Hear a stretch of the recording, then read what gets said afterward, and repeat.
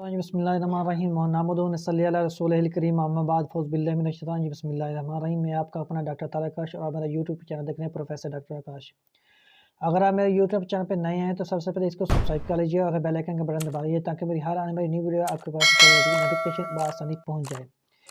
آج میں ایک ایسے ٹاپک پہ کے ساتھ آپ کے ساتھ بات کرنے جا رہا ہوں جو انتہائی اہمیت کا حامل ہے، اور وہ ہے کہ ناک میں بدنما گوشت ہو جانا یا ناک کی ہڈی کا ٹیڑھا ہو جانا.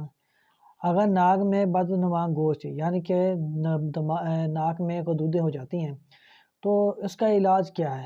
دیکھیں، ایلوپیتھک میں صرف اور صرف اس کا علاج ہے کہ آپریٹ کروانا، اس کے علاوہ کوئی چیز نہیں ہے.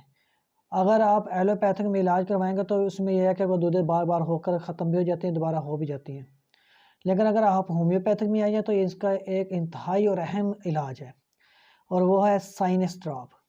سائنس ڈراپ اس کا ایک قطرہ دن میں 3 ٹائم یا 4 ٹائم ناک میں ڈالیں، اور انشاءاللہ تعالی اللہ تعالیٰ کے حکم سے جلدی آرام آ جائے گا. دیکھیں، جو سائنس ڈراپ ہیں اس کو لگاتار اگر آپ استعمال کر رہے ہیں 5 سے 6 منتھ اگر کر لیتے ہیں تو انشاءاللہ تعالی اس کا تا حیات آرام ہے.